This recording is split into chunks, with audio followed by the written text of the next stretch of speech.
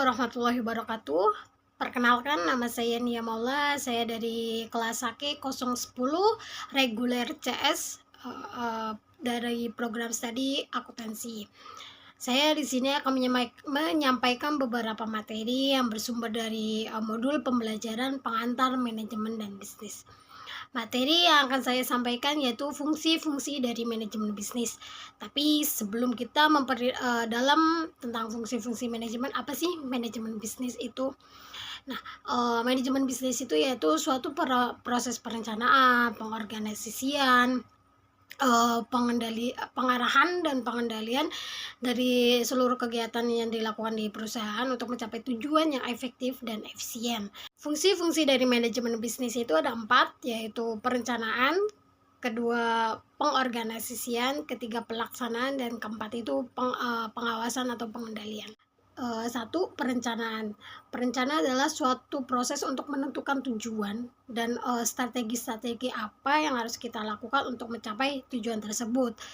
Dari tujuan-tujuan perencanaan yaitu membantu organisasi untuk mencapai tujuan dengan arah yang jelas, seperti dan membantu meningkatkan efisiensi penggunaan sumber daya, mengurangi pemborosan, dan memfasilitasi pengambilan keputusan yang baik dengan berdasarkan informasi-informasi yang akurat. Biasanya prinsip-prinsip yang digunakan di dalam perencanaan itu menggunakan SMART, yaitu spesifik, measurable, achievable, relevant, dan time bound. Spesifik yaitu tujuannya itu harus jelas, terperinci, seperti apa sih yang ingin kita capai gitu.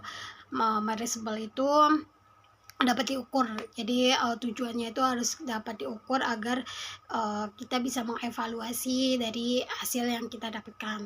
Sedangkan achievable itu dapat dicapai, seperti tujuannya itu ya harus realistis dan berdasarkan sumber daya yang ada yang dimiliki oleh si perusahaan tersebut. Relevan yaitu visi dan misi itu harus sesuai dengan kepentingan si perusahaan tersebut. Sedangkan untuk time bound itu kita terikat oleh waktu, di mana seperti proses produksi ataupun proses pemecah masalah atau apapun, kita terikat oleh waktu. Strategi-strategi apa yang harus kita lakukan dalam proses perencanaan, yaitu strateginya kita bisa memakai analisa SWOT, strength, weakness, opportunity, dan threat. Strength dulu ya. Strength itu kelebihan atau kekuatan dari si perusahaan tersebut, yaitu apa sih kelebihan dari perusahaan itu, seperti kayak mungkin kalau untuk dalam perusahaan produksi atau barang gitu, kayak apa sih kualitas dari produk tersebut, apa sih manfaat darinya, manfaat dari produknya, ataupun untuk dari jasa, apa sih pelayanannya, apakah pelayanannya bagus atau apa, itu menjadi kekuatan si perusahaan tersebut. Sedangkan yaitu weakness, yaitu kelemahan. Jadi perusahaan harus menyadari bahwa apa sih kekurangan dari kita yang bisa kita tutupi di kelebihan dari produk atau kelebihan dari perusahaan tersebut ya. Sedangkan opportunity yaitu peluang apa saja yang bisa kita manfaatkan di luar untuk menunjang atau meningkatkan penjualan, seperti kayak mengikuti tren pasar. Kadang tren itu kan berubah-ubah dan kita tuh harus bisa memanfaatkan keadaan tersebut. Sedangkan yaitu threat, ancaman dari faktor eksternal, seperti kayak mungkin dari pesaing-pesaingnya ataupun dari ancaman yang lainnya yang dapat dihadapi oleh si perusahaan tersebut untuk mengembangkan bisnis. Jadi memang sebelum kita melakukan perencanaan yang lebih dalam, kita harus menganalisa kelebihannya, kekurangannya, peluang, dan ancaman-ancamannya. Setelah kita menentukan tujuan, terus memakai strategi atau prinsip apapun, langkah selanjutnya itu kita bisa memulai proses produksi atau proses pemasaran pun dengan baik ke depannya. Jadi kita sudah ada gambaran nih apa yang harus kita capai dan apa harus yang kita lakukan. Jadi step by stepnya sudah untuk step awal, jadi kita sudah lakukan. Jadi untuk step selanjutnya yaitu pengorganisasian. Pengorganisasian yaitu dalam pengorganisasian suatu perusahaan itu wajib membuat struktur yang jelas, alur yang jelas. Jadi tujuannya itu kayak membagi tugas, menetapkan tanggung jawab masing-masing pekerja yang bertujuan untuk efektif dan efektivitas dalam bekerja ya, seperti kayak jabatan, mungkin lebih ke jabatan apa di bidang apa gitu, karena dalam pengorganisasian itu memudahkan kita untuk bekerja dengan baik. Dan dari struktur itu pun kita mengetahui garis wewenang dan garis tanggung jawab si masing-masing pekerja. Kayak dalam suatu perusahaan kan seperti kayak ada finance, supervisor, atau atas manajernya lagi. Jadi tidak ada penyimpangan untuk kayak harusnya ini sama-sama ke bagian finance nih, dari bagian finance tidak boleh langsung ke bagian gudang. Jadi memang ada tahap-tahapannya. Nah, disitulah tujuan-tujuan dari pengorganisasian. Jadi kelompok ataupun tugas masing-masingnya itu sudah jelas. Proses-proses pengorganisasian yaitu satu, membagi tugas kepada pekerja, seperti yang diinfokan tadi bahwa pentingnya kita membagi tugas, membagi sesuai dengan kemampuan kita masing-masing. Kedua itu penetapan wewenang, kayak memberikan hak untuk mengambil keputusan atau memberikan hak untuk memerintahkan pekerja, kayak seperti mungkin jabatan supervisor atau manajer yang bisa memberikan perintah kepada bawahannya, ataupun sekelas ini ya, jabatan-jabatannya lebih tinggi dari seperti karyawan biasa gitu. Ketiga itu tanggung jawab, memastikan bahwa setiap individu itu memiliki tanggung jawab besar atas tugasnya. Jadi memang setelah kita mengetahui jabatan ataupun posisi di mana kita bekerja, di situ kan pasti ada tanggung jawab yang harus kita lakukan untuk perusahaan tersebut. Jadi pentingnya kerjasama antara suatu perusahaan, pentingnya kerjasama antar karyawan ya, antar karyawan, antar individu, agar komunikasi ini jelas, lancar, efektif, dan saling percaya, dan memudahkan untuk suatu proses pekerjaan. Dua sudah dijelaskan, yaitu fungsi yang tadi perencanaan, dan kedua itu pengorganisasian, dan ketiga itu fungsi pelaksanaan, yaitu pelaksana itu suatu actuating atau menggerakkan dan memotivasi para pekerja agar bekerja dengan baik, dengan efisien, lancar, dan bekerja dengan sesuai rencana yang ditetapkan di awal. Tujuan-tujuan dari pelaksanaan tersebut pun menciptakan kerjasama yang efektif. Kerjasama efektif itu pun harus disertai dengan komunikasi dua arah ya, dengan komunikasi dengan baik, agar kita menciptakan kerjasama yang baik dan saling percaya. Jadi setiap ada masalah atau apapun bisa disegerakan, jadi bisa menciptakan kerjasama yang baik. Yaitu terus mengembangkan kehidupan para karyawan atau mengembangkan kemampuan para karyawan. Jadi karyawan itu tidak stuck di situ keahliannya, jadi bisa mengupgrade si kemampuan dari para karyawan tersebut. Yaitu terus membuat organisasi berkembang lebih baik atau lebih dinamis, yaitu dari proses-proses kegiatan yang berjalan dengan lancar, akhirnya membuat organisasi ataupun perusahaan itu meningkat, berkembang dalam bisnis gitu. Yaitu selanjutnya memperbaiki kesalahan-kesalahan yang telah dilakukan oleh para karyawan, agar kesalahan-kesalahan tersebut itu tidak terulang kembali. Jadi setiap ada kesalahan kita harus evaluasi ataupun langsung apa nih penyelesaiannya, apa nih agar masalah ini tidak terulang kembali. Jadi memang untuk solusinya harus langsung ada dan cepat untuk jangka panjangnya, seperti itu. Dan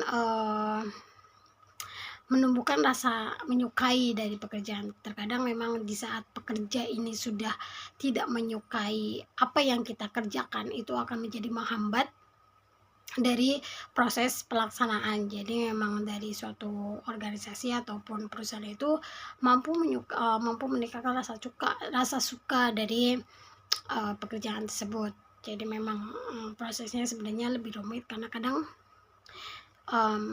karakter atau sifat orang itu kan berbeda-beda, dan keinginan dari para karyawan pun itu berbeda. Jadi dimana ini lebih ke biasanya manajer ya, manajer harus mengetahui apa sih yang diinginkan si karyawan ini gitu.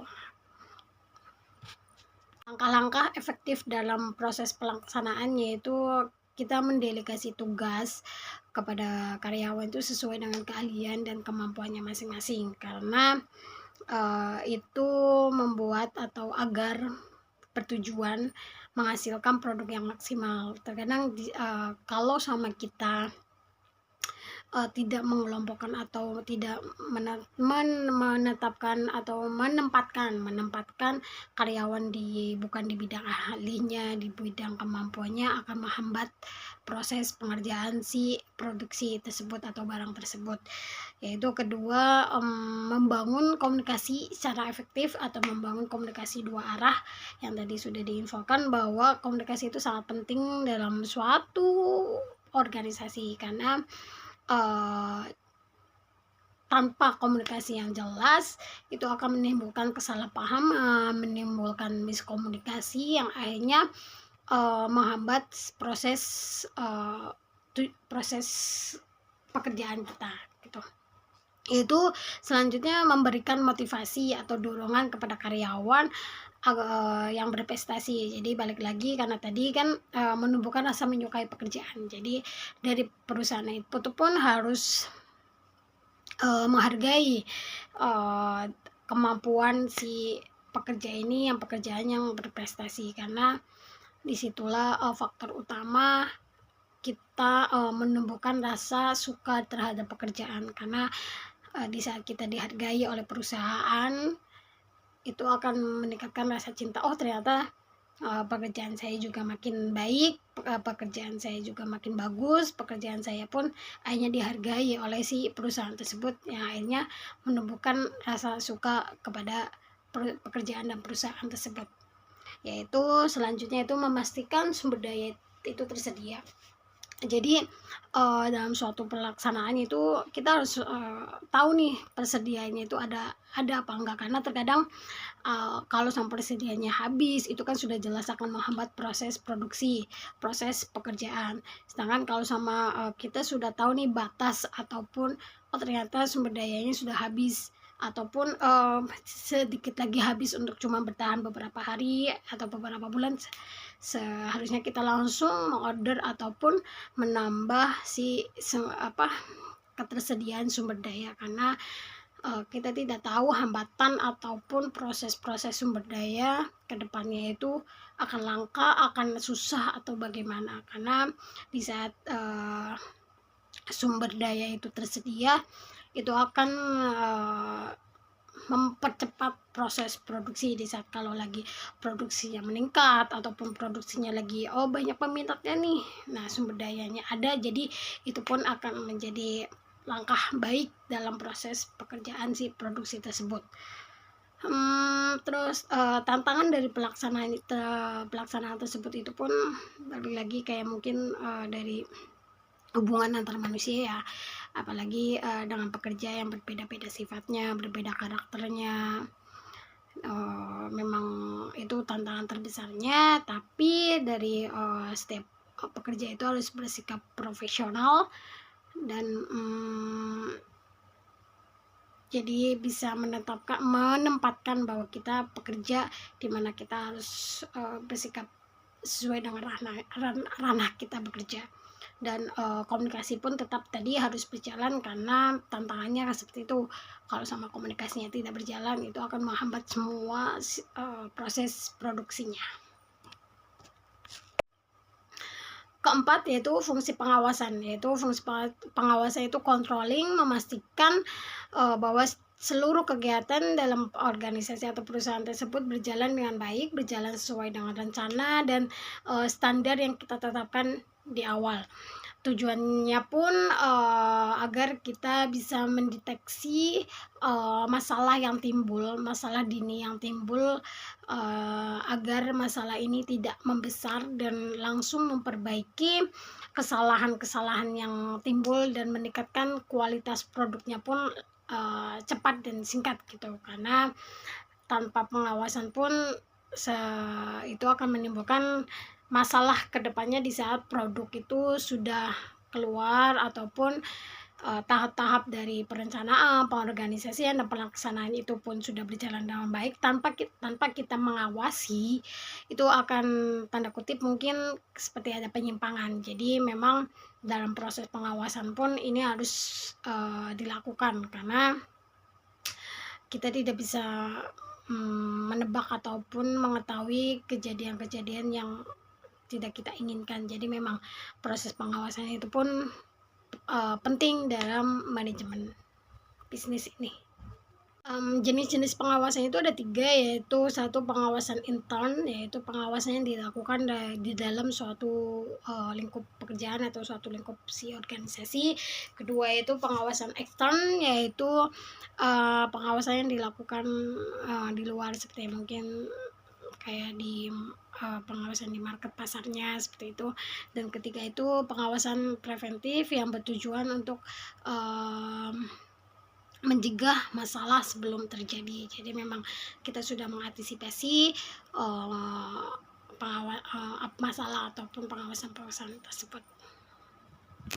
Proses pengawasan itu ada 4, yaitu menetapkan standar, mengukur kinerja, membandingkan, dan tindakan koreksi. Menetapkan standar yaitu di mana manajer perusahaan itu menentukan tolak ukur atau apa sih yang ingin kita capai, apa yang ingin dicapai gitu. Kedua itu mengukur kinerja, di mana bertujuan untuk mengukur kinerja yang dihasilkan apakah sudah sesuai dengan standar yang telah kita tetapkan di awal. Ketiga itu membandingkan, yaitu membandingkan kinerja yang telah kita hasilkan atau kinerja yang telah kita tetapkan untuk mengetahui untuk mengetahui ada atau tindakan penyimpangan dalam suatu proses produksi atau proses pekerjaan. Keempat yaitu tindakan koreksi, yaitu mengambil langkah-langkah untuk memperbaiki kinerja yang tidak sesuai dengan standar yang telah ditentukan. Jadi memang di saat kita menemukan pekerjaan yang tidak berdasarkan standar, itu kita langsung tahu. Jadi memang itu mempermudah untuk proses-proses manajemen bisnis ini. Sistem dalam pengawasan itu pun ada pengawasan langsung dan pengawasan tidak langsung. Biasanya pengawasan langsung itu pengawasan yang manajernya atau atasannya langsung datang ke tempat lokasi, di mana melihat pekerjaan-pekerjaan yang dilakukan. Kalau untuk pengawasan tidak langsung gitu biasanya di mana perusahaan atau manajer perusahaan itu meminta dokumen atau meminta bentuk-bentuk laporan apa aja sih yang sudah dicapai, apa aja sih yang sudah dikerjakan. Jadi disitulah kita bisa melihat atau mengawasi dari suatu kegiatan tersebut. Kesimpulannya yaitu fungsi-fungsi ini sangatlah penting bagi suatu organisasi atau suatu perusahaan, karena menjadi pondasi utama dalam mengatur dan mengarahkan seluruh kegiatan-kegiatan agar berjalan dengan baik, berjalan efektif dan efisien. Fungsi ini pun saling berkaitan. Jika salah satu fungsi tidak diterapkan, maka akan menghambat proses pekerjaan dalam organisasi tersebut. Melalui perencanaan, manajer dapat menentukan tujuan dan langkah apa yang akan diambil dalam pengorganisasian, memastikan sumber daya dan tugas-tugas yang secara efektif agar rencana dapat dijalankan dengan baik dalam proses pengarahan, yaitu memotivasi atau mendorong dan menggerakkan seluruh anggota agar bekerja sesuai tujuan, serta pengawasan, yaitu menilai hasil kerja dan memastikan kegiatan sudah sesuai dengan rencana atau belum, dan memperbaiki kesalahan atau penyimpangan yang telah terjadi. Fungsi-fungsi manajemen ini bekerja secara berkesinambungan untuk memastikan organisasi berjalan dengan efektif dan efisien dan menghasilkan produk yang maksimal. Demikian penjelasan tentang fungsi-fungsi manajemen bisnis ini. Semoga apa yang saya sampaikan bisa dipahami dan bermanfaat bagi yang mendengarkan. Sekian dari saya. Assalamualaikum warahmatullahi wabarakatuh.